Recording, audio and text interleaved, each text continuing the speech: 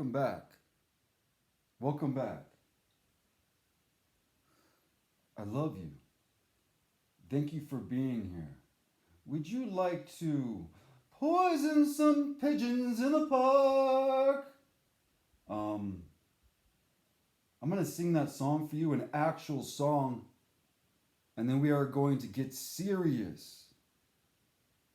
Um, what's his name? What is his name that wrote Poisoning Pigeons in the Park? Tom Lehrer. Lehrer. Tom Lehrer. Lehrer. Lehrer. Tom Lehrer. Lehrer. Oh, that's it. Tom Lehrer. Poisoning Pigeons in the Park. Enjoy. Spring is here. A spiral ring is here. Life is Skittles and life is beer. I think the loveliest time of the year is the spring. I do, don't you? Of course you do. But there's one thing that makes spring complete for me. It makes every Sunday a treat for me. All of the world seems in tune on a spring afternoon when we're poisoning pigeons in the park. Every Sunday you'll see my sweetheart and me as we poison the pigeons in the park. That's right. Sing it, baby. When they see us coming, the birdies all try and hide, but they still go for peanuts when coated with cyanide. The sun's shining bright, everything seems all right when we're poisoning pigeons in the park. We've gained notoriety and caused much anxiety in the Audubon Society with our games. They call it impiety and lack of propriety and quite a variety of unpleasant names. Sing it, baby. Oh, but it's not against any religion to want to dispose of a pigeon. So if Sunday you're free, why don't you come along with me and we'll poison the pigeons in the park. We'll murder them all amid laughter and merriment, except for the few we take home to experiment. My pulse will be quickening with each drop of strychnine we feed to a pigeon. It just takes a smidgen to poison a pigeon in the park. Poison a pigeon in the park. Yeah, you are very welcome. Yeah, I'm all for merriment, and I am all for satirical, funny game things, but I don't know. Hey, Tom Lehrer.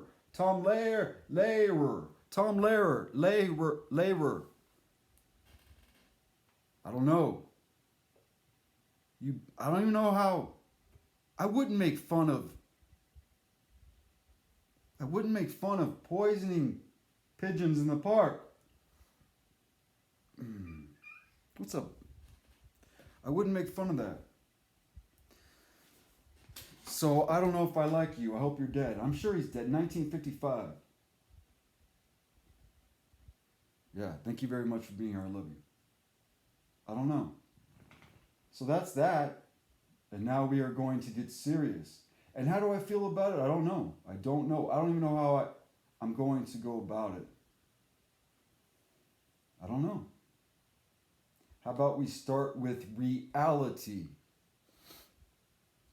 Let's start with reality. You've heard that, right? That word, that thing, reality. What's reality all about?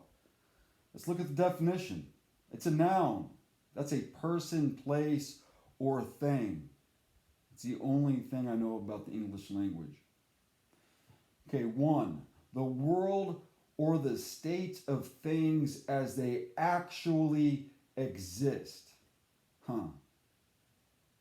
The world or the state of things as they actually exist, as opposed to an idealistic or notional idea of them.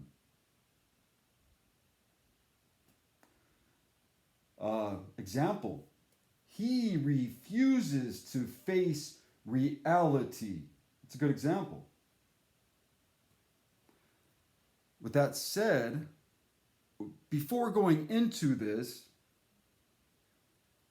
as the title suggests of this episode, Rattlesnake. I have had and continue to have contact with the rattlesnake. What do I mean? We'll find out. But first,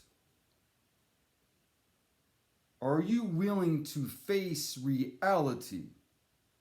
How do you do that? The world or the state of things as they actually exist. That must mean physically. And even still, if it's physically, obviously, it's got to be physical, right? How do we know the state of things as they actually exist? Is it just through our nervous system, our senses, the human body? Is that where it's all coming from? Our understanding of reality? We don't understand very much of anything. I want to propose to you, this is why I'm here, that we don't know anything. And as I have experienced it, in order to be free of knowledge, the human brain, you have to go completely, absolutely, all of the way into the unknown. What kind of reality resides there? Do you know? I don't know. I just know that I'm here to provide all of us with an opportunity to get rid of all of that we think we know. That's not such a bad thing to do, is it, with you?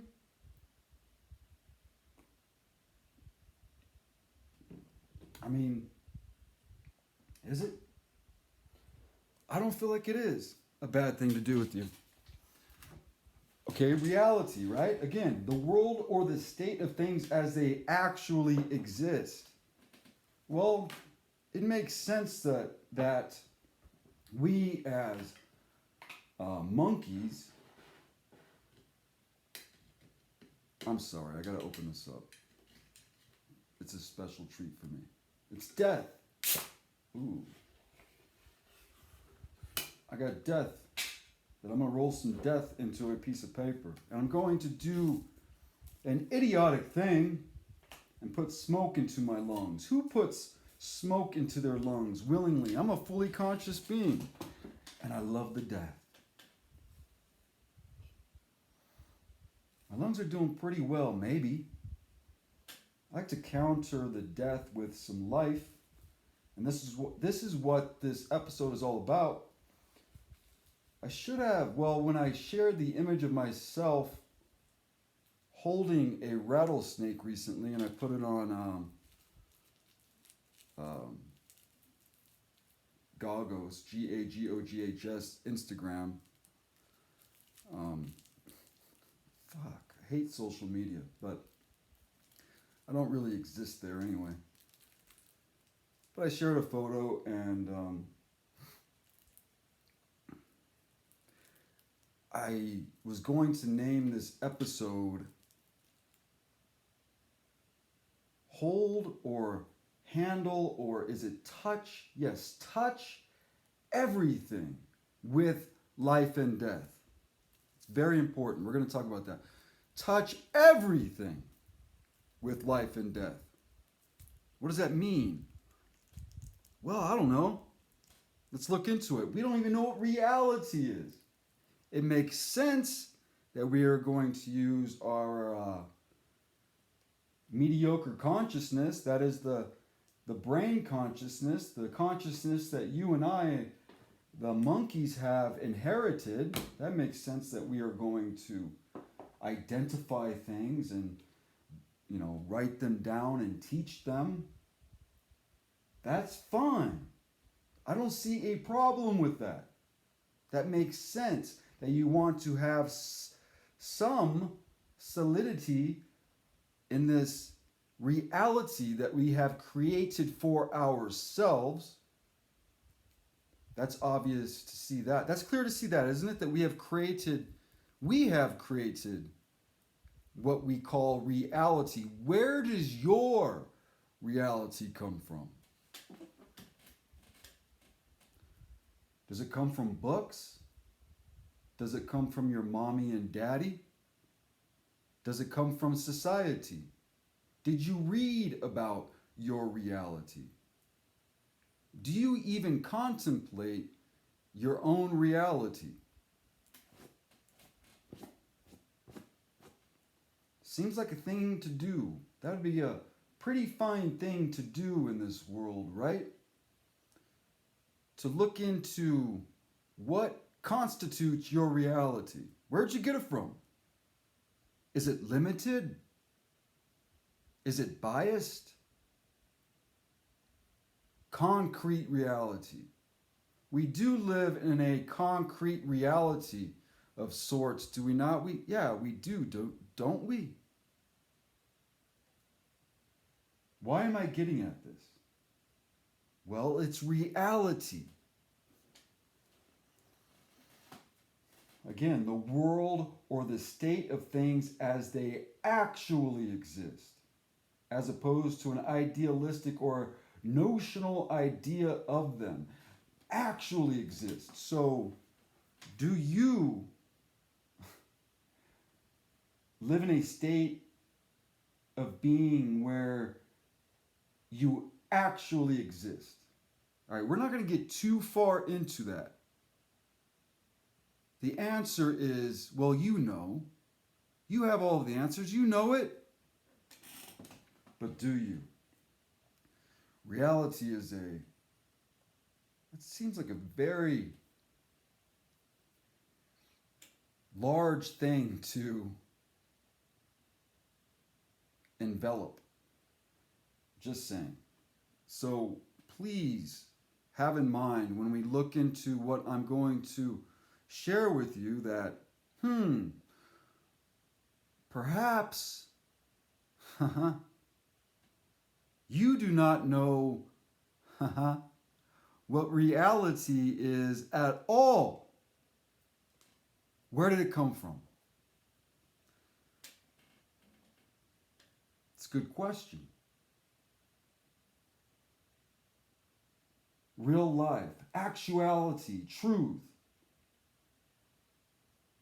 materialism, spirituality. I got my spirituality right here for you.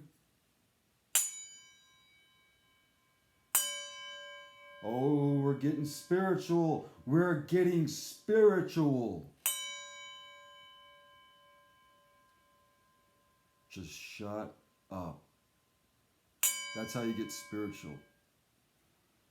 Be quiet. Be still. None of that. All right, none of that. None of that.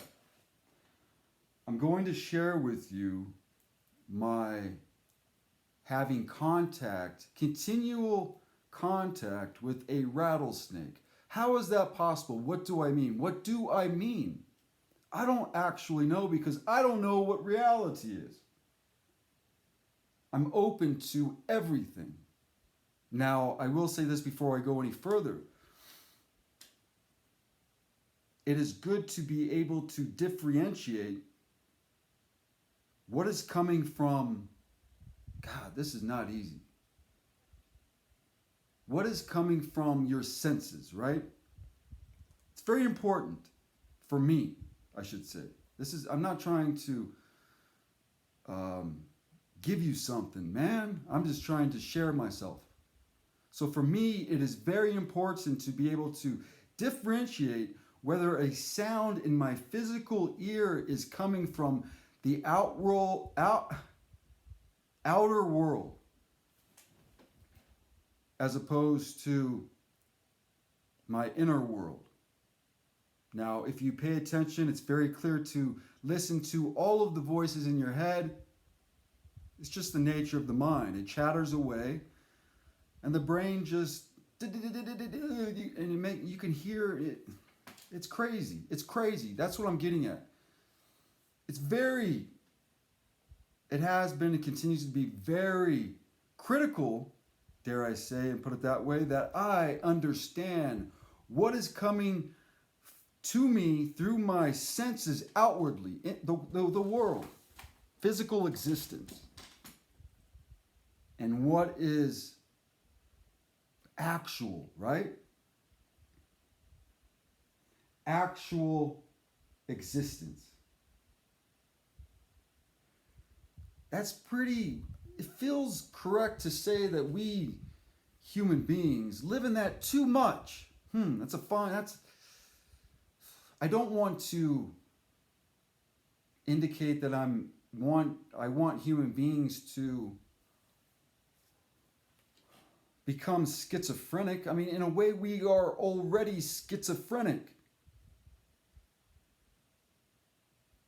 But we are so bound down to our, as I put it before, our singular reality, the physical world, and we have this concrete understanding of it. Do we not? Is that correct? I don't know. I don't know anything. That's me.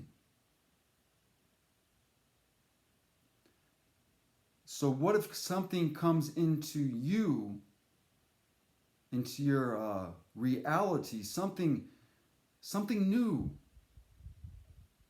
You discover for yourself that, wait a minute, I am not limited to this body. Consciousness? Just as reality, we don't know what consciousness is.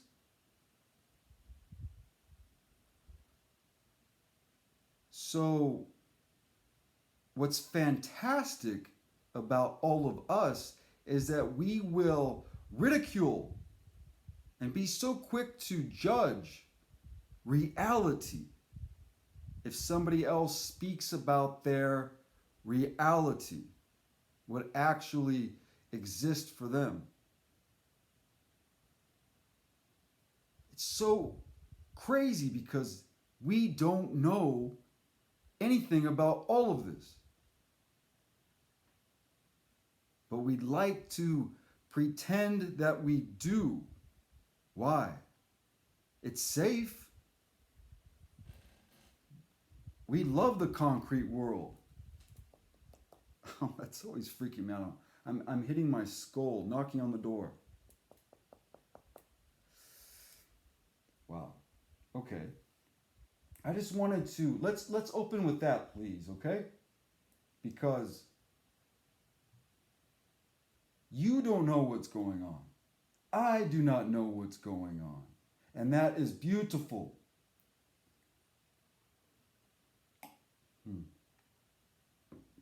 Sorry about that. I was drinking. I'm drinking again, just so you know. I'm sorry about the noises. I'm trying to make the chair still. I'm trying not to move in the chair because the chair makes too much noise.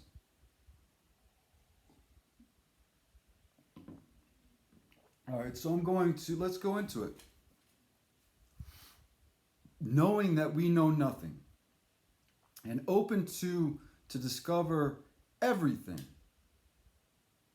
and nothing at all. Let's see, I want to share, I've had contact Should I use the word communication? Relationship? Hard to use any of those words. Communion? I have communed with all sorts of animals, insects, unknown beings, entities. I don't know. The thing about all of this that is so beautiful, yet again, I live in a world that doesn't know anything. I ingest very little of all of human knowledge. Very little, very little. So we are going to speak about spirituality. Spirituality.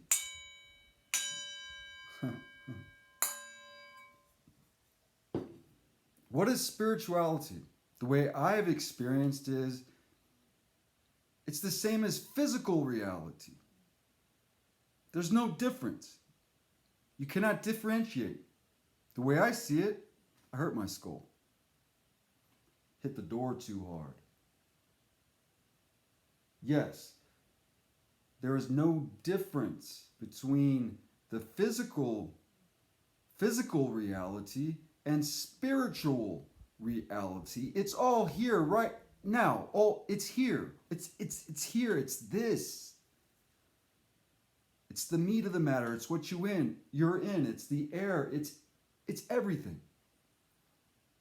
And here in this body, I have been able to leave this body, and I have been able to, I guess we can say, communicate. These are all difficult. These words are difficult. Communicate with animals, insects, hell, life itself, that which we do not know. I've communicated with it. I've learned from all of these beings, these unknown beings that we have put names on. One is a rattlesnake.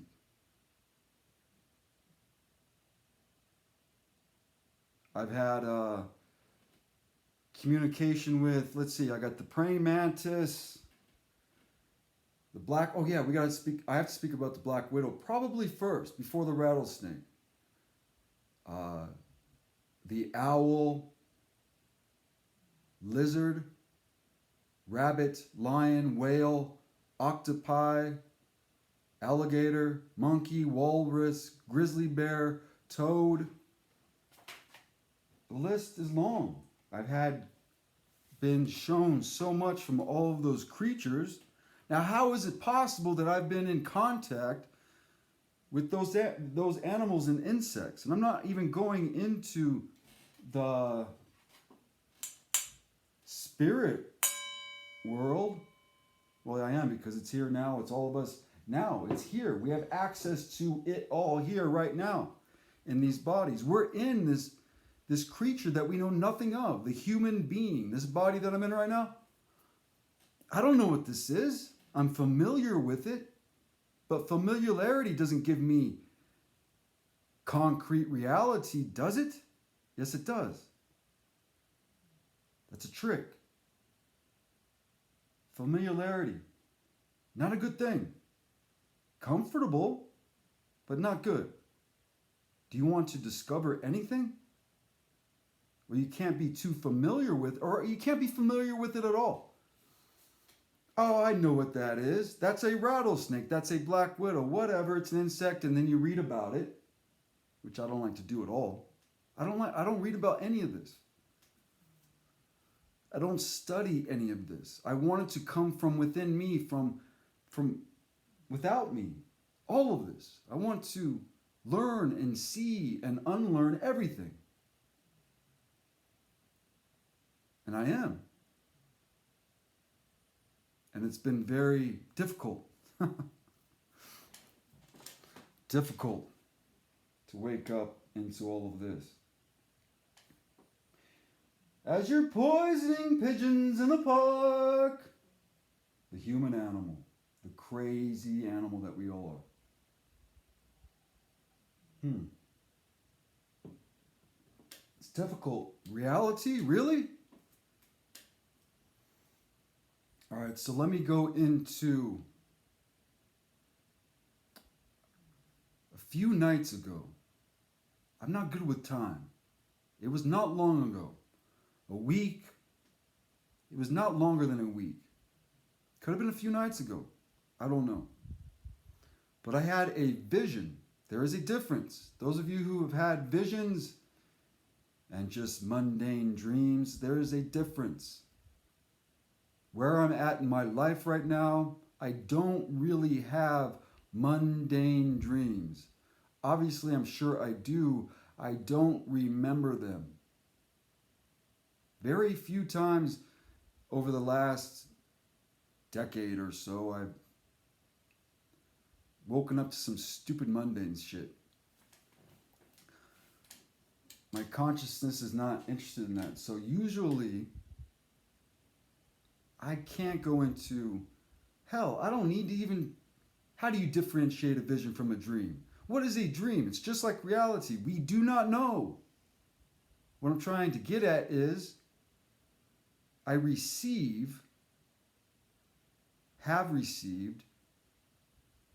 all that I have learned through visions. Call them dreams. I don't care.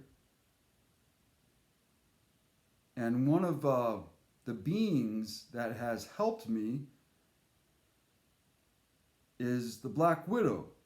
That's why I have it on my body. I'm not going to go into what I have received from all of these beings.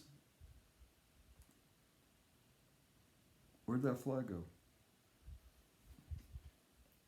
That's something that I don't feel like is necessary to share. Maybe I will a little bit. So I have this vision. For me, the vision is this, different from a dream. Don't need to write it down. Wake up in the morning. I didn't even remember about it in the morning. I did a little bit. I woke up and I was like, maybe it was in the middle of the night. Wake up and enter a waking state of consciousness and go, go back into it. Wake up the next day, don't really remember it. And then it comes to me. It comes back to me and I relive the vision. And there's no forgetting any of it. For me, that's a vision as opposed to a mundane dream. There's no forgetting about it unless I consciously want to forget about it. There's no way at all that I can forget about it. Forget about it. Some visions you just can't shake. Ever. So,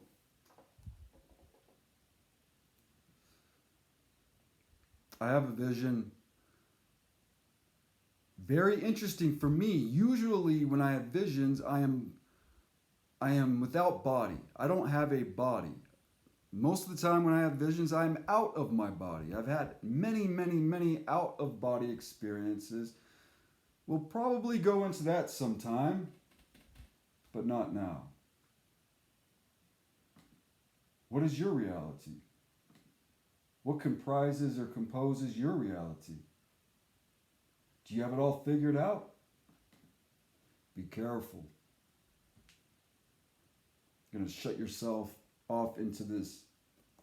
Oh, I hit my skull again, okay? I knocked my skull again with my knuckle, and yeah, that door that leads to the brain, right? You're going to be stuck in there the whole time because it's so concrete and perfect. Be careful. Do you want to get stuck in that? Or do you want to find your way out of that maze? What was I getting at? Yeah, I left my body many times. So strangely enough, usually when I have visions, I'm out of body. And I don't have a body. I don't identify with bodies well. I don't identify with this body very well at all. This isn't me. What is this? It's a creature. Excuse me for one moment. I have to adjust something. It's a creature. Yeah, definitely. That's easy to see. We're living in a creature. We don't know what it is. We wake up into it, and it's our life, and it is our reality, and that's it. We just accept it and go, get a job. And we go be somebody, and we don't question anything. And our reality is so perfect. So easy, super simple. Not for me, never has been. Woke up into complete chaos, and those of you who have been abused to the point where, a prisoner of war, abused like that, those of you who have been in actual war, the reality of war. Soldiers out there, you know what I'm talking about. If you've actually been in war, killed people, seen it all. Perhaps you have been maimed or mutilated. You know what I'm talking about. There's no coming back from that. Good. You have an opportunity to get into reality, to not figure it out, but to go into the unknown and to be free from the mundane. But no one wants to get out of the mundane. That's comfortable. We love comfort. Back to the vision. Interestingly, or I should say fascinatingly enough, I had a body in this particular vision. I don't usually have a body. And it was this body that I'm in right now. And I'm in a bed. Not like I have now. I was in a room, not like this room. I don't know what it was or where it was. It didn't matter. I get what the vision is telling me. Usually, I'm bringing this particular vision up because I didn't really get it. But usually, I get it. I get exactly what is being taught to me, what's being shown, what I need to see, what I need to understand.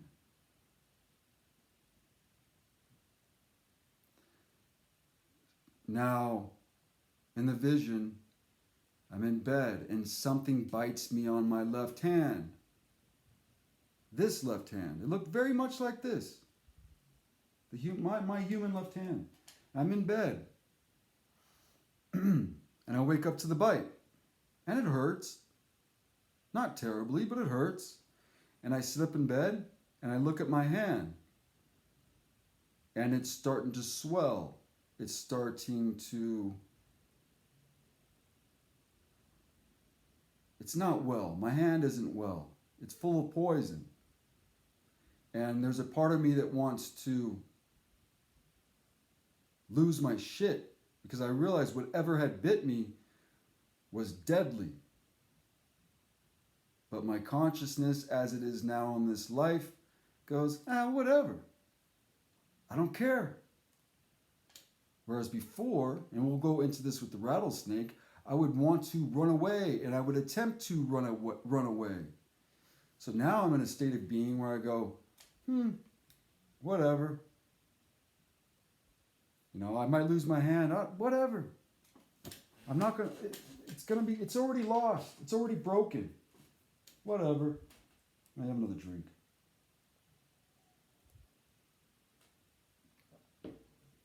Whatever. But I do want to know what bit me. So I look beside the bed and there is a white sheet that's hanging off of the bed that I was using apparently. And I see this black widow on the ground. And I pick it up with the sheet. And I had to kill it. No emotions were involved. Again, I was not afraid of mortality, of pain. I had no emotions. I wasn't exalted. I was just there, receiving the vision. And I knew that I had to kill the Black Widow. So I put the Black Widow inside of the sheet. And I gripped it with the hand that had been bit by the Black Widow. And I compressed it. And this is the part that is for me. I cannot bring into existence the sound that it made as it was dying. High pitched. It was definitely a scream, but it didn't have the quality of how we scream. It was a frequency. Can't see that's a weird word. It was a frequency that I was hearing. I was picking up on a frequency more than it being a scream. So it sounded like a scream. But more than that, I was picking up the frequency. Damn, that's a difficult word. High pitched. Almost the closest I can get to expressing what it sounded like was cicadas. Just thousands of cicadas. But it wasn't that at all. And it went on for a while. I put it up. Damn, sorry about the pee. I put it up to my left ear. Left hand, left ear. And I hear it and I'm squeezing. Again, no emotions. I'm not like, fuck you. Just knowing I have to take it out. And I hear, God, I can't do it.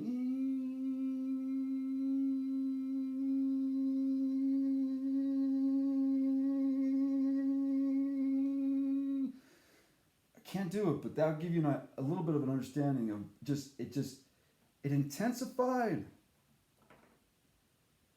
but not really. It stayed consistent. Yeah, it intensified, but it stayed consistent. At the end of its life in my hand, it went out. Just went to an end. There was something at the end of it that I can't really recall. And that was that. Now, this is going to connect to the rattlesnake. Now let's get into the rattlesnake.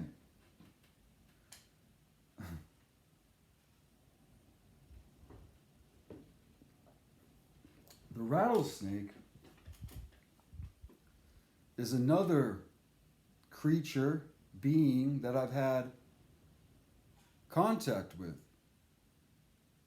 I've learned so much from.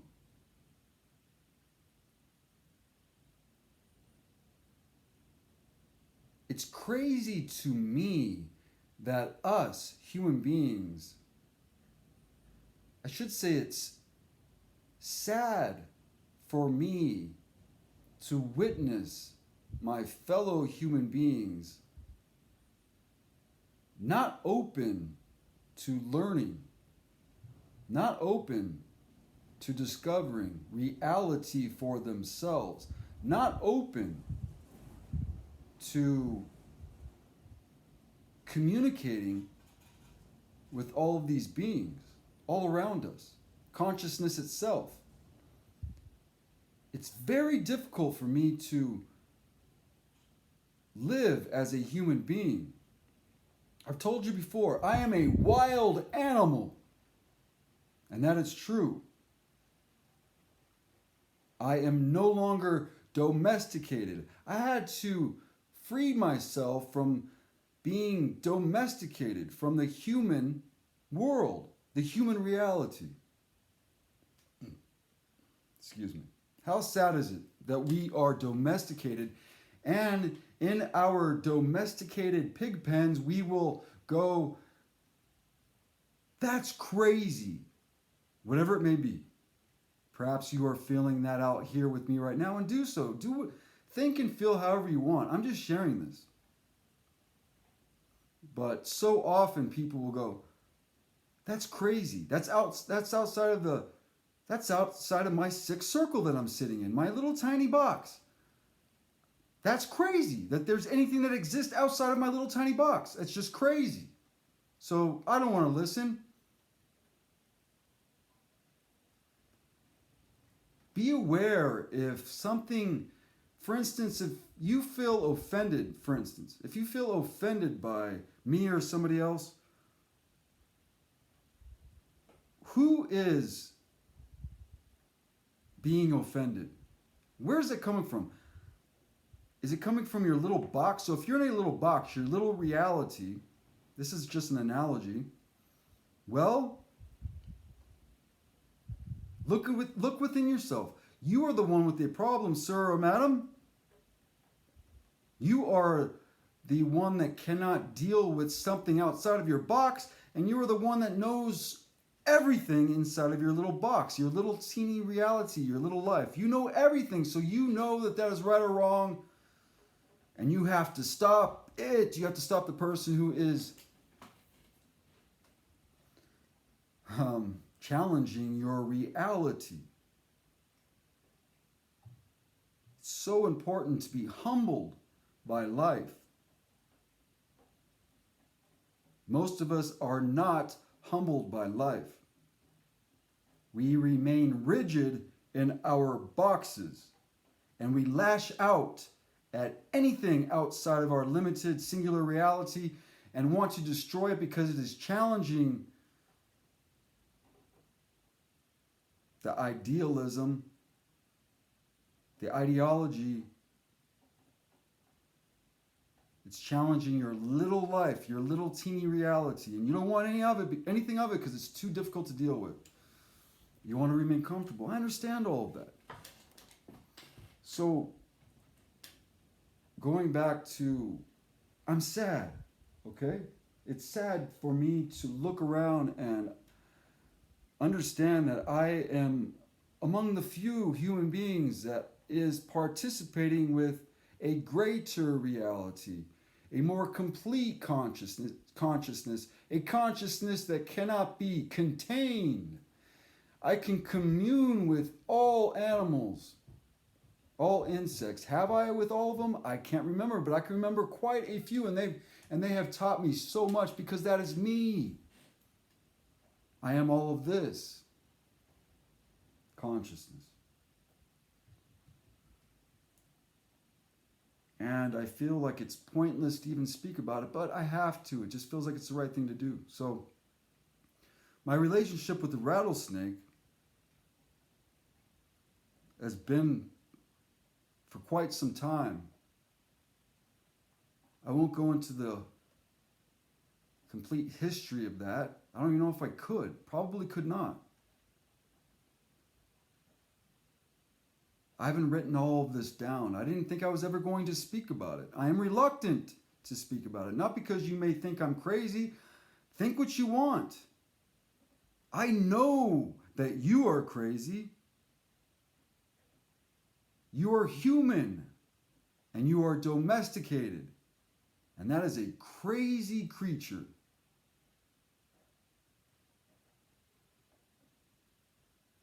The rattlesnake came to me in many, many, many visions.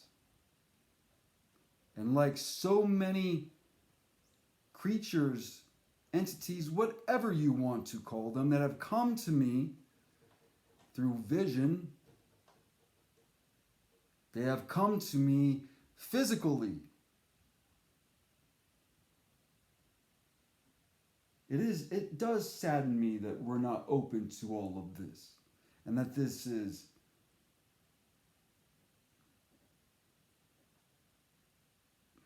it does sadden me that I feel like I'm in a.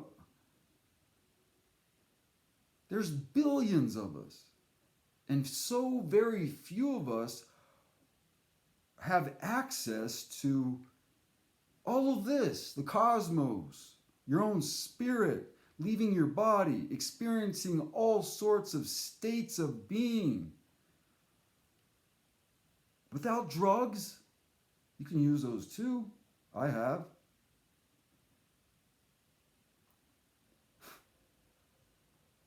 How do I speak to beings that aren't even aware that this is the greater and this is the greater reality of the little reality, and there's reality doesn't have any bounds. You can't put consciousness into a box, a human box. Okay, the rattlesnake. Many visions I have had of the rattlesnake, with the rattlesnake. At first, terrifying.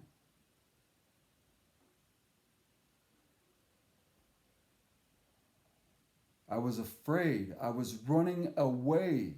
I was being smothered by hundreds of rattlesnakes all over my body. That was another vision in which I had a body in. Interesting. The Black Widow. Is this coming down to mortality? To the seemingly solid human body? The seemingly concrete human reality? Is that what it's coming down to? Is that what's happening right now? I don't know.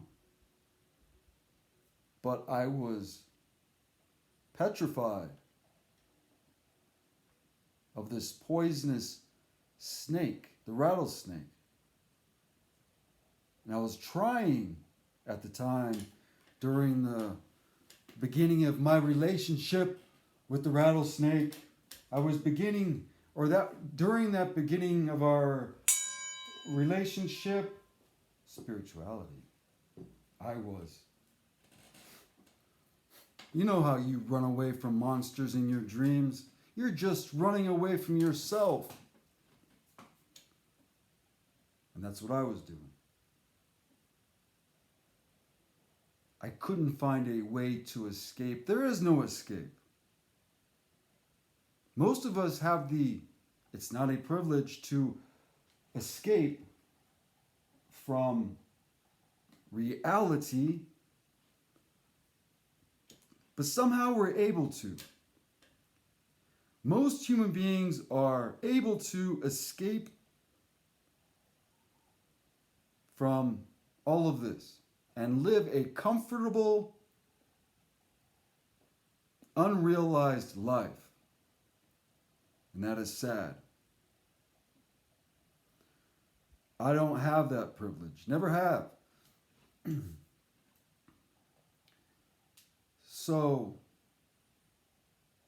it was fascinating to have the rattlesnake enter my physical life in such a way where I couldn't run away any longer. So where I had lived before, not far from here, in northern New Mexico, off-grid in an earthship with my ex-wife, I came across many, many rattlesnakes a year. On average, about 12 rattlesnakes were relocated by me each year. I live not far from there now, and I have not seen but maybe 7 rattlesnakes since I've been living here the last 6 years. Maybe 10 at the most. And the last 2 weeks, I've come across 4, and I'll get into that. But before I do that, I will just complete this little bit of my experiences in my old home in the Earthship community here in northern New Mexico. I started to, I wasn't able to avoid them. I'd be running down the road and, oh, I almost stepped on one. So in midair, I'd see one, oh, just move my leg out of the way. Very mundane, very ordinary. No problem. I'm not saying there's anything spiritual about all of this. I'm not saying that. I'm just saying it started to get to a point where the animal was relentless. It was coming after me. I couldn't escape my dreams, my visions. I didn't want to. I just didn't understand to the fullness of what was happening with my consciousness, of how I was not wanting to see the fullness of myself. That was everything. So I'm starting to have interactions with the rattlesnake in reality. And example, I was working on my friend's house. I was constructing the inside of his addition on his house. I was redoing the concrete and all that, whatever. I was doing all that, and I was running a water line, and I was digging a water line outside of his house, and I was probably 2.5 feet deep at that time, and I was digging a trench, and I was going there early in the morning, and I jump into the hole, the trench, sit down, don't hear anything, and I look to my left, and right near my foot, yes, there's a rattlesnake. It's not afraid. I sat there, and I went, there was like this, I give up. I give up. I don't care, bite me. Because by that time, over the years, it was really coming after me a lot. And so much happened between the beginning of my relationship with the rattlesnake, to that time, I had already undergone so much mutilation. It's a good way to put it. I was being taken apart, torn apart from myself. And I was no longer able to run away. So when I came across the rattlesnake right next to my foot, I didn't even react, which doesn't make sense because my body should have reacted. It didn't. That's good. My consciousness, I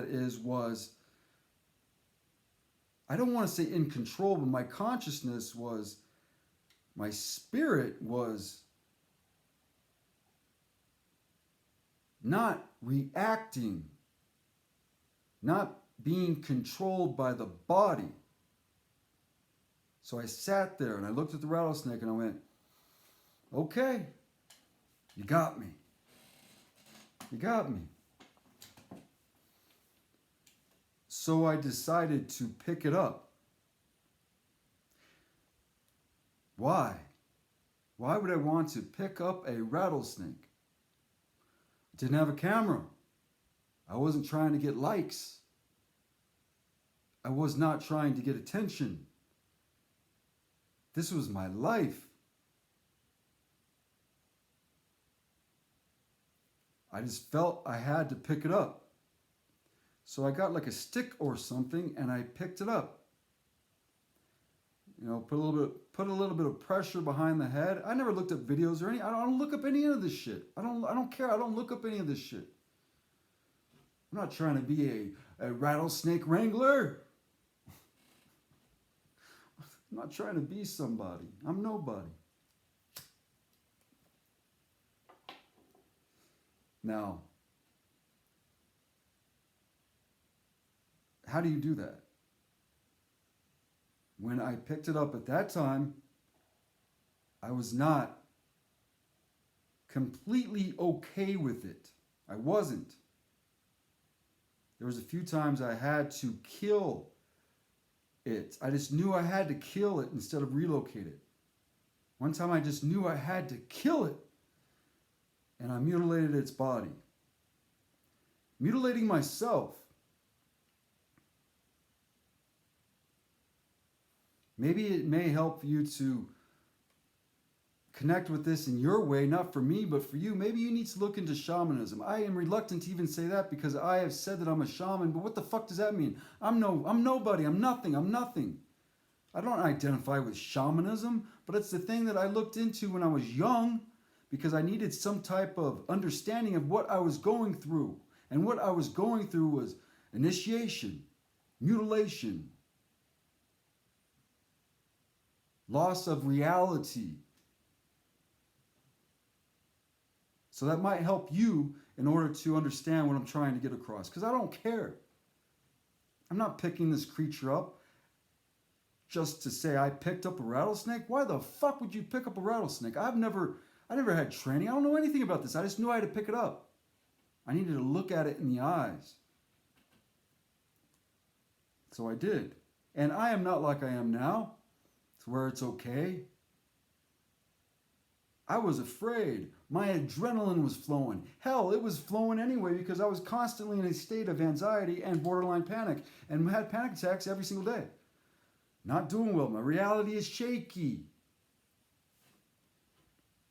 But how to do it? I knew how to do it. Just like I know how to speak to you about this.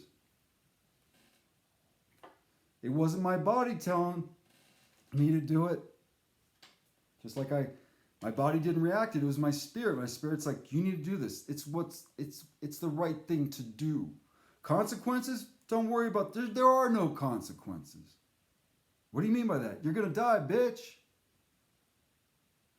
Not trying to die. Trying to live all of the way. Live. And what is life? So I pick it up. I pinch the back of its neck, put it up to my face. Very, very beautiful to look at such a being face to face, a rattlesnake. It was not afraid, and I was not afraid. Now, we were both afraid a little bit. We had our adrenaline flowing, but there wasn't fear in the sense of, I couldn't pick it up. You can't pick up something if you're afraid. I'm not running away. I'm standing there looking, picking myself up going, huh. So this is what's been after me the whole time. Actual life in the form of death. To me, this snake. Huh, this is what I've been afraid of? I might die. I might be poisoned. My life might be threatened. So I relocated it and I let it go, and that's that.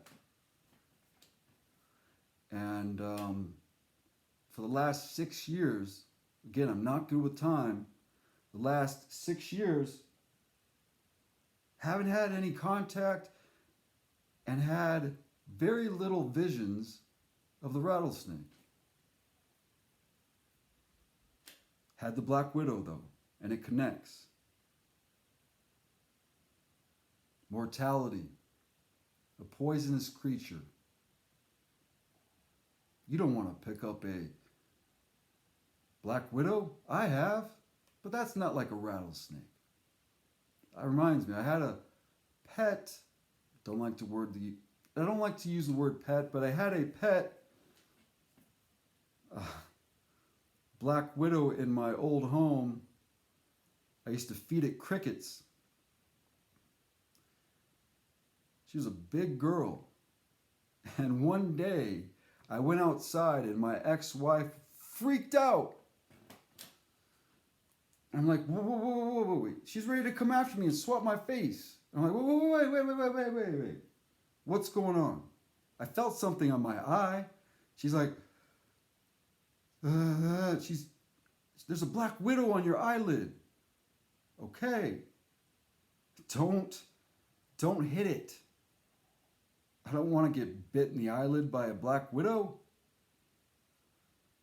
I was outside, so somehow were we sleeping in that room at the time? No.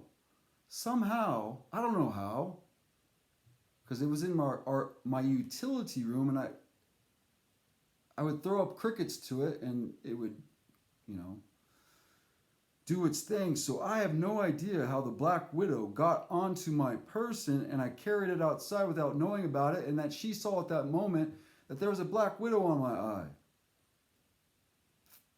And that's why I have put the Black Widow on the eye of the human being in the mirror of self-realization, which is a painting that I have just finished.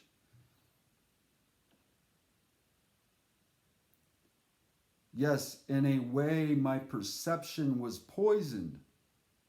My vision was poisoned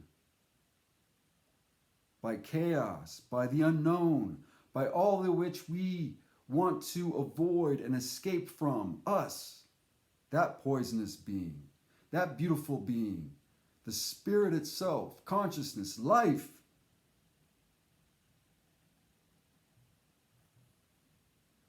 So now we're in the present.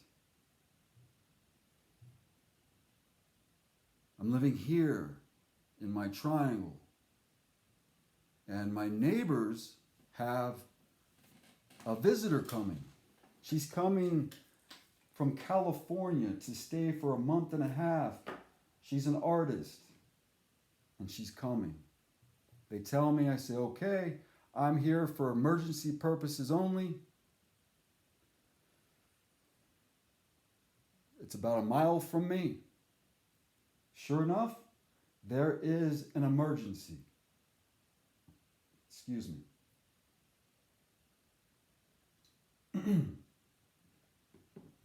About a month into her stay here, a week and a half before she is to leave, or 2 weeks, I feel like it's a week and a half, it might be 2 weeks. She can't call me up. I don't have phone service down here. She can text me through the internet, and she does. And it's not easy to get a hold of me. I know that she may be in need of me, but I'm not expecting this, so I'm not, available all of the time. It turns out that the time she needed me, I was available. I got the message. I was in my studio painting upstairs. I need help. No. Excuse me. The first time she came down here. Yeah, that's right. She drove down here. She said, hello, I'm so-and-so. Let's call her Woman. So a woman comes down here and says, hello, so-and-so. I'm Woman. And there's a rattlesnake in the house. I get in my vehicle and I go up there immediately. And I ask her before I go up there, where is it? It's in the kitchen.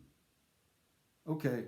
I go up there really fast before she is to follow me. And I know it's probably not in the kitchen still, or if it is, it's hidden already. And when I walk in there, she has boxes everywhere and there's plastic everywhere because she's putting all of her paintings in the house to protect them from the elements. And I'm like, shit, there's shit everywhere. This snake can be anywhere. So, did I have a stick with me? Yeah, I feel like I had a stick with me. So I'm kind of poking around and there's this alertness. I'm alert. I'm always alert, and the people that are around me kind of, look at me when I'm constantly looking around, just going, I'm aware, I'm alert, I'm an animal. I'm extra alert. And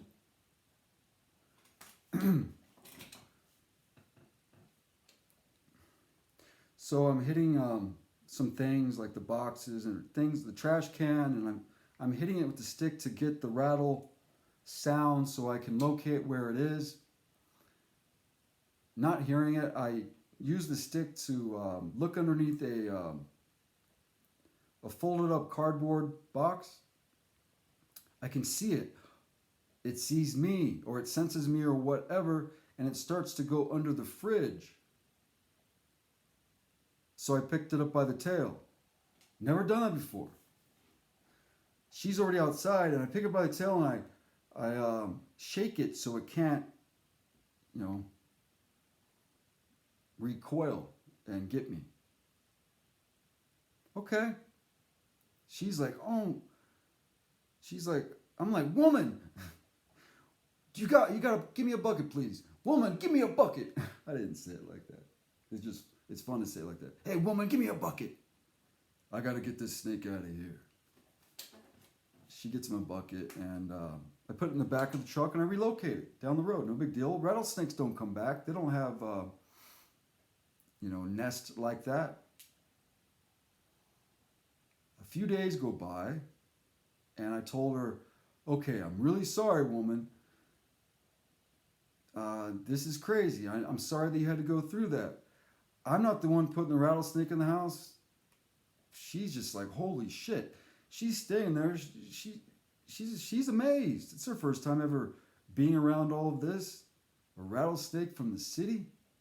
Well, not a rattlesnake from the city, but a woman from the city experiencing a rattlesnake inside of the house. She handled it pretty well. I said, text me if anything happens again, and it's not going to happen again. The odds are not great. I had a rattlesnake inside of my home once when I was living in the Earthship. Haven't had any in here because I built it in such a way where they can't get in. So I'm like, yeah, it's not going to happen again. Most likely, probably not going to happen again. If it does, by any chance, text me and I will come up and take care of it. A couple of days later, I get a text. Rattlesnake, exclamation points. What? Really? Drive up there really quick. Where is it? She tells me where it is. I look, I can't find it. She had barricaded it. She had a lot of courage. It got away, and she told me where it was, and I looked and I looked and I looked, and I didn't find it. I didn't find it. Now, yeah, it was the next morning. She slept in the house. Good for her. The next morning, I got a text. It's here, I got it, So this one was in, I think it was the bathroom. It was a small one. Small or baby rattlers they're dangerous. More dangerous, I guess. I should say more dangerous, and just felt like I needed to pick it up again. No fear. No. Now, did I have a choice? Yes, I had a choice. I could have not picked up any of them. And she would have had to have left. And that's fine. I'm not a rattlesnake wrangler. I don't need to be sitting there. I'm not getting paid to remove rattlesnakes. I can't wrangle it because there's no time. Usually I use a rake, and I get a bucket, and I can, scoop it up with the rake and then put it in the bucket.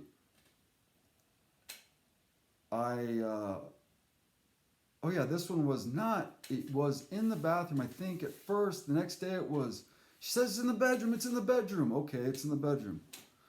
Well, by the time I got there, it was in the kitchen, and I had a shovel, and I pinned its neck, and I picked it up. No fear, no hesitancy. Okay. She took a picture of it with me, and she's like, we're going, I'm like, what the fuck are you doing, woman? What are you doing, woman? You trying to kill me? Laugh, laugh, laugh. She's like, I don't know what's going on here. I said, I don't know what's going on here. I've never experienced this before, too. In a couple of days. It's not the same one, obviously. I'm sorry, I tell her. I'm sorry. It's not my fault, but I don't know. She's like, I don't know either. Well, I said, that's it. That's all. This is not going to happen again. It can't happen again. It happens again. This one's like 4 days later, something like that. I don't know. And now it's nighttime, and I receive the message as I'm painting once again. And I just happen to get the message, which is usually unlikely that I'm going to get anyone's message. And I get the message.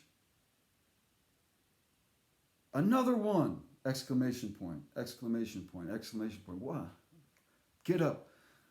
It's nighttime, like it is right now. Get up. Immediately, I feel fear. Adrenaline's flowing. Wasn't feeling that, like that at all with the other ones.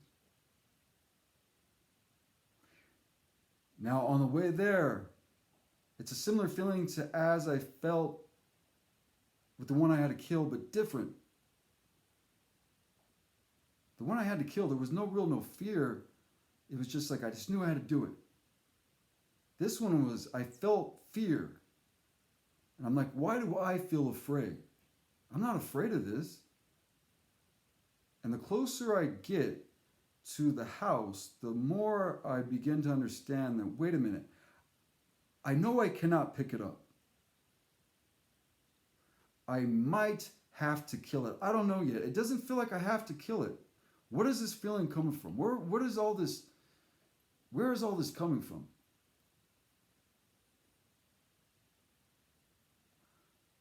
When I got there, I saw where it was coming from. The rattlesnake was afraid. It was aggressive. Now I asked her to give me a rake and a shovel, and she did. And I put it in a bucket. All was fine. It was rattling the whole time. Was I picking up on the rattlesnake? You tell me. Oh, I will say this. The ignorant idiot that I am, the second one that I retrieved from the house, the first one I had put in a bucket and put it in the back of the truck and just watched in the rear view mirror to make sure that it didn't get out of the bucket. I didn't have anything to put over the bucket at the time, whatever. Second time I didn't. It was getting to be, it was dusk. It was a little bit of light, twilight, whatever. Getting dark, and I said, well, I don't have time for this. I'm just going to put the bucket into my truck, passenger side, and that's that. No big deal. I'll just watch it. Usually they don't get out of the bucket. I'm almost to where I'm going to drop it off to relocate it. And the damn snake, which I held not long before that, slithered out of the bucket and went into the car. And I had to stop the truck, get out, open up the passenger side door, and I figured it would just come right out. But no, it didn't go outside. It went inside the car. Next thing you know, it's underneath the seat. Maybe. I'm so dumb. And then it's getting dark. I can't find it. It's getting dark. Can't find it. Well, I got to get home. I'm not going to leave my vehicle in the middle of the road. I need to get home. And then tomorrow I will find it. Maybe in the car. I have seats that it can stay underneath the seats forever. It's so tight I can't remove the seats. Whatever. Now I got a rattlesnake that I'm going to coexist with in my vehicle. It's not a smart thing. So I put my foot into the truck to get into it, and as I do, I see the head poke out of, it's an old 93 Toyota. It was coming out of the, like, not the vent, but somewhere behind the center console area. There was a little space you can get in, and it started right by my foot. I was going to put it right where it was. It could have just bit me. I had shorts on, whatever. So I coax it out of the car. Actually, it goes into the wheel well from going from the inside of the car into the wheel well. And I'm like, great, now it's inside of the vehicle. Now it's going to get in the engine, whatever. It's almost dark. I'm going to need a light. Trying to get a light. And I hear it slither, and then I see a little bit of it come down the front end and plop out of the bumper area. See you later. Have a good existence. That was stupid. Okay.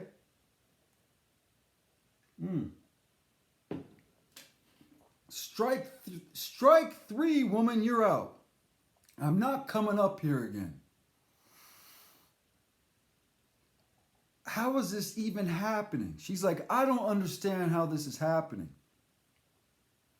I didn't feel like it was for me. Maybe it was for her. Maybe it was just random. I don't know. I don't care. I'm not analyzing it. But it doesn't feel like it's for me. I just know that I'm handling these snakes. I'm not afraid. I'm just helping out. There's no spirituality. This isn't for me.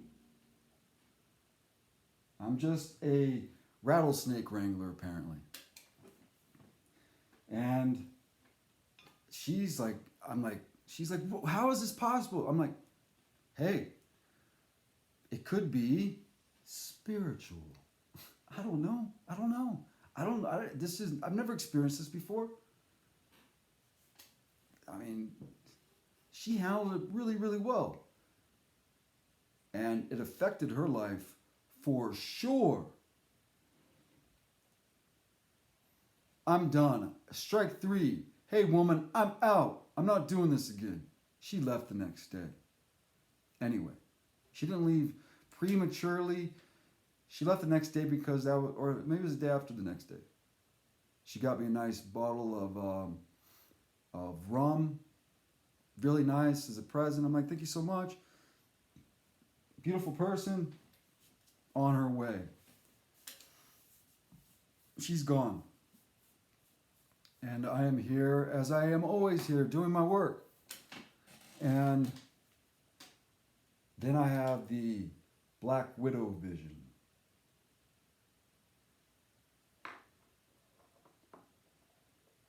Was it the next day? It could have been the next day. It all runs together with me. It all runs together.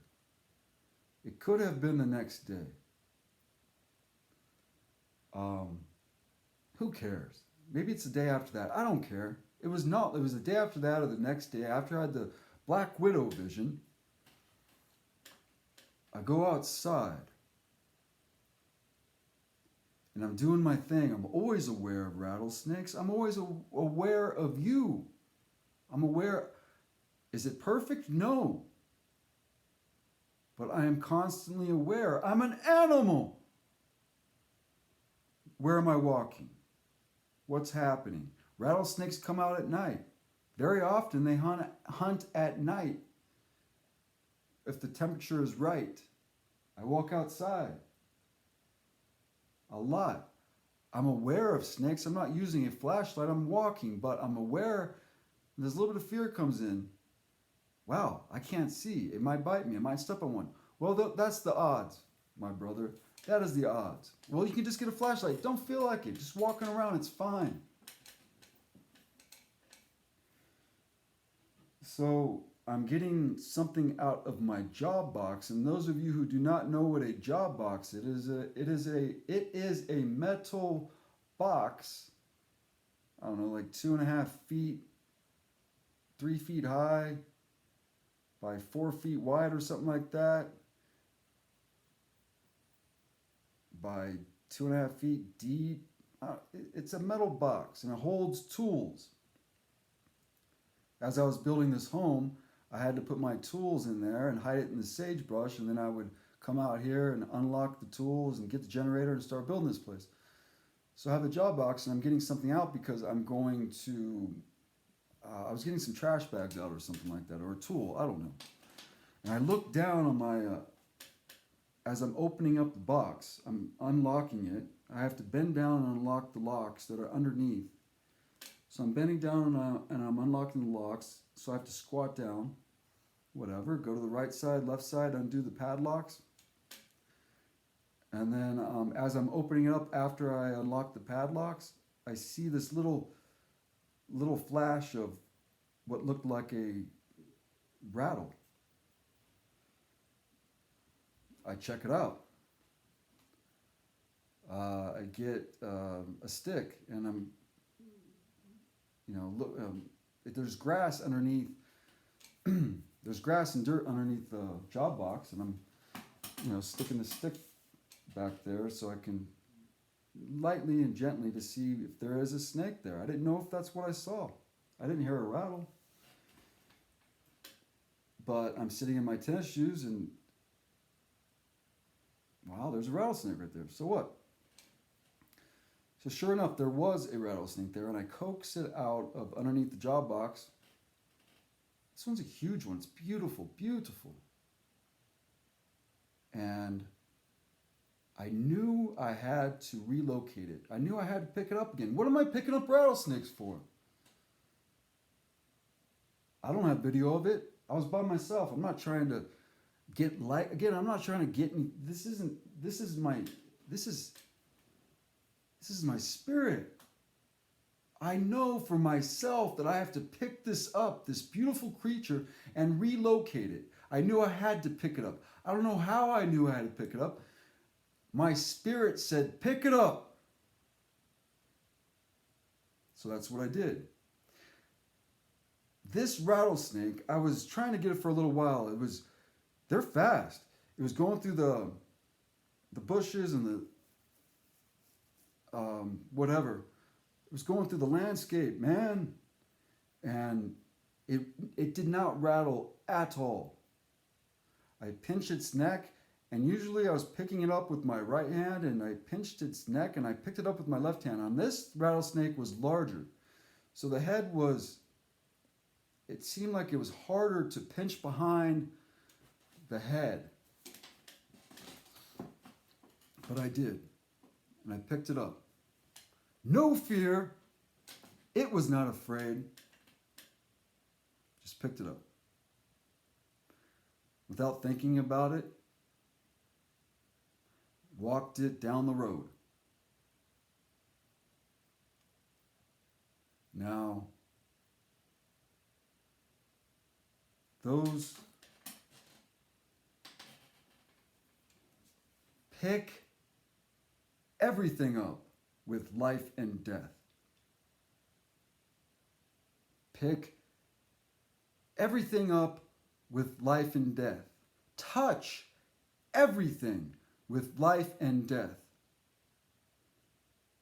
Be there completely. Touch everything with life and death. Be aware.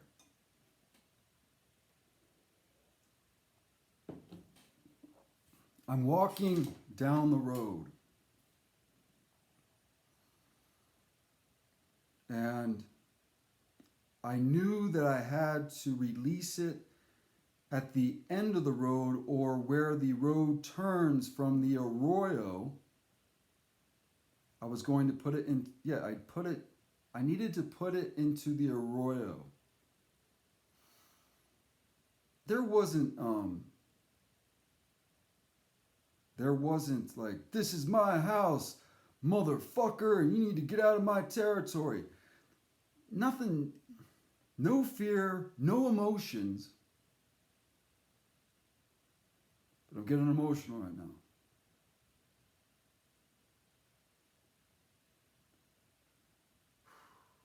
I don't know why. On my way, halfway on my way to releasing it, I'm holding its body with my right hand, and this is a good, I don't know, it's a large snake, and I'm pinching its head. And I felt this jolt of fear from me. And as I felt that jolt of fear within me, right after that, the snake tried to get out of my fingers. It reacted. And I had to pinch harder. I was pinching relatively lightly, enough to obviously not lose my handle on it, but I didn't want to put too much pressure on it. I was delicately touching this beautiful animal. So it reacted to whatever entered me, which was instantaneously there and gone. And as it tried to get out, I pinched harder and I looked at it in the eyes, in the face. So beautiful.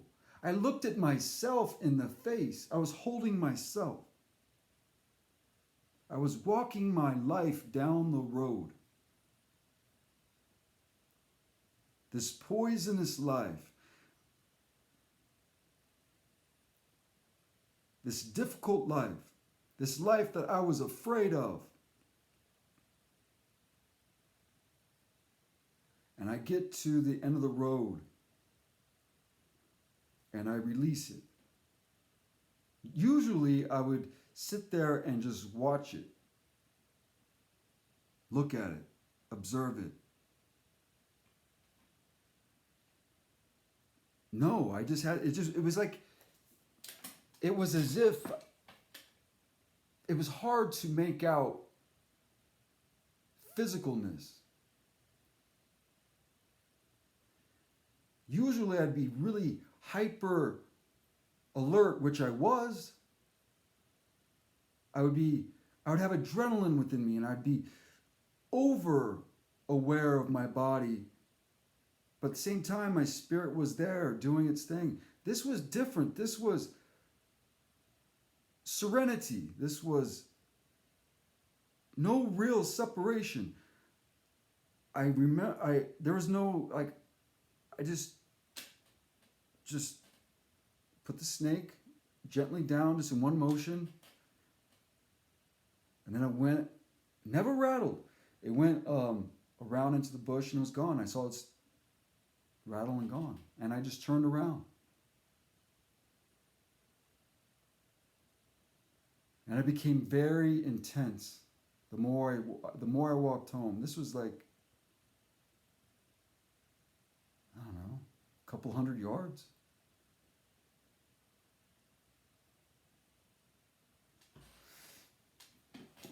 I became more and more intense.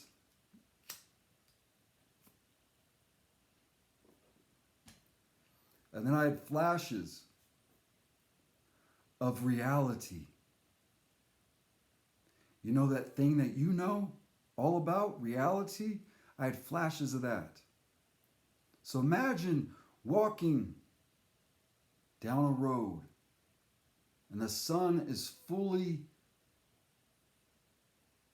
present in the middle of the sky and you just let go of a rattlesnake.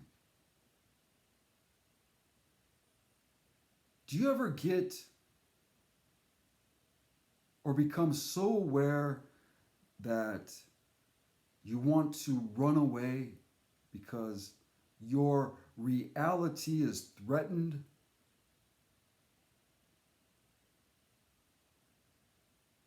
And so you find some place to hide because it's all too much.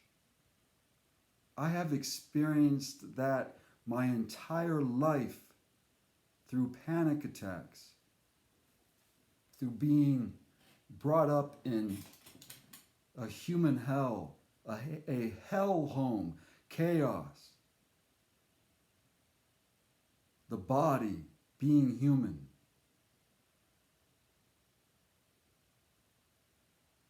And I walked upright, and this intensity came over me. My spirit was within me. My spirit was there, present.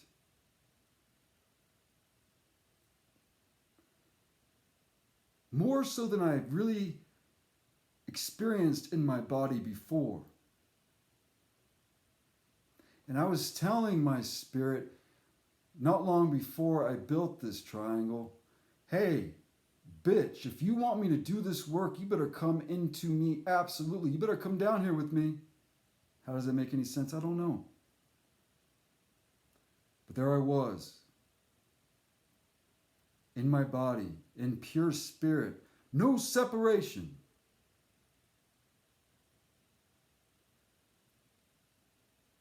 There's not a plane in the sky. I don't hear any birds. there are no cicadas. And I hear the same. It's a scream. The frequency. I heard the same frequency, and I stopped. And I looked around with my ears.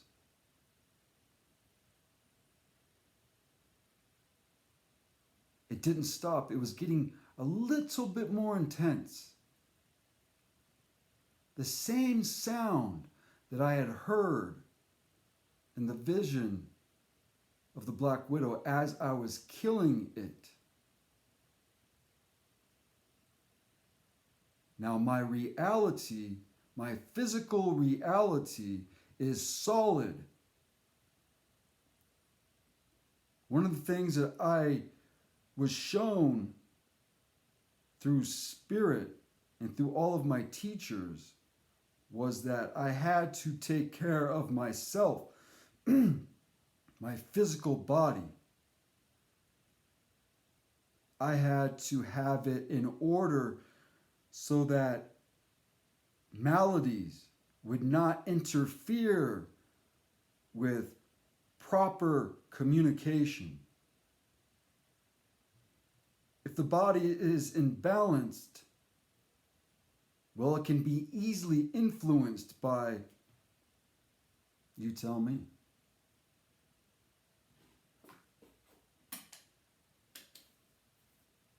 I am skeptical. I am not easily persuaded. I am not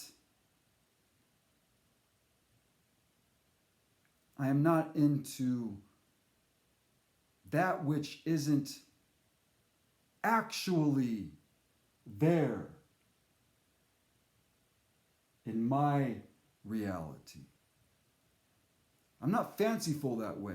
I'm not into creating imaginatively fantastic things. I want to and need to understand that through my physical being, through my senses, I can detect that is what? That's a bird. Okay. You know how we can fool ourselves and want things to come our way that are not accurate? I'm not into that. So I stood there. I stood there, stopped and stood there and listened.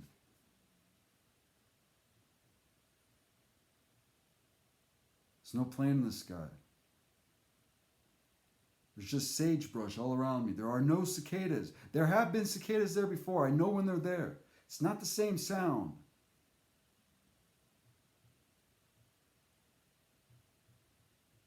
It's the same. It's the sound that's from the Black Widow vision.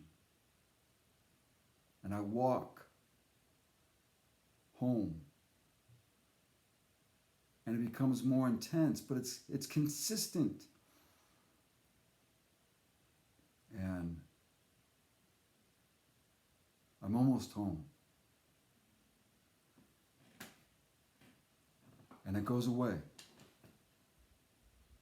It lasted I walked very slowly, so it lasted approximately a few minutes. I became intense, more intense, more intense. And there was this fear that came in instantly and left instantly. The same fear that came into me when the rattlesnake responded to it, and before, when I would experience this state of being, this reality, I would run away because it was too much. It is too much. The sun becomes more intense. Everything becomes magnified by that which can't measure it. Reality becomes too much.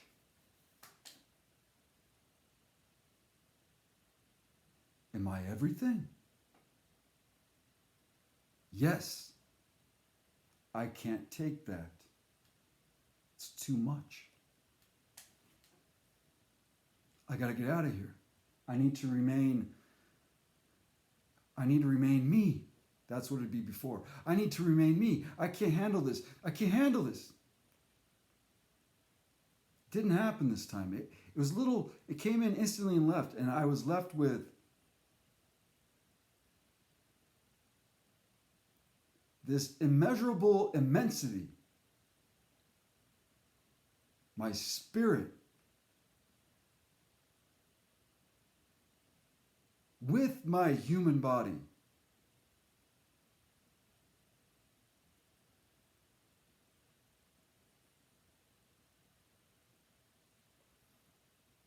Touch everything with life and death. That was it.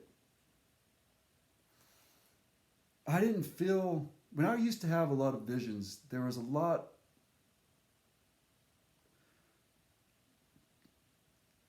I wouldn't call them culminations. I guess they were in a way. They would blow me away. Oh my God, did I just experience a 4-foot owl coming to tell me, not in English, 4-foot owl coming to tell me, hey, you have to take care of your health. Will I go into any of all these other visions I've had? I don't know. I did not want to share any of this with you. It's the right thing to do. I don't know.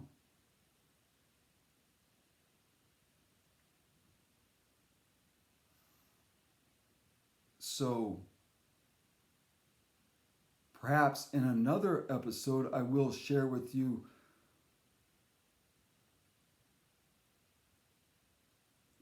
how is it that we can be here, human beings, and not be aware? And how is it that we can continue to convince ourselves that we are here and aware, and yet at the same time, we are not wild animals? Why have we domesticated ourselves? Have we domesticated ourselves? Why are we so afraid?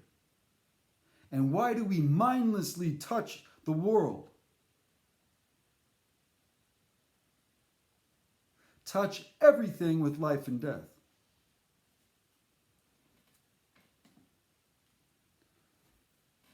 Do you get it?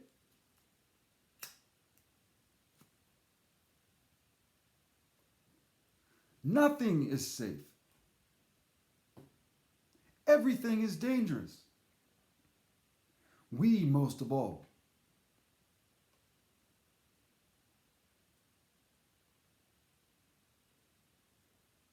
It was beautiful to handle myself in that form.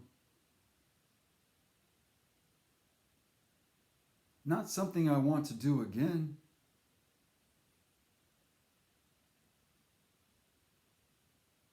To look in my eyes in that form and to be calm. It's very intense to look in the eyes.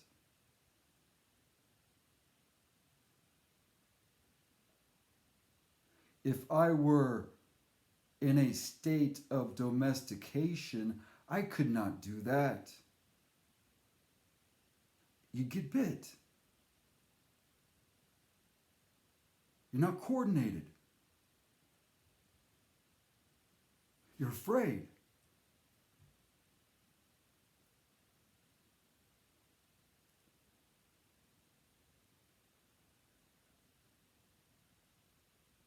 Pick up everything with life and death. With life and death. You, your intentions, your touch, everything that you do, Everything that you touch. Touch everything with life and death.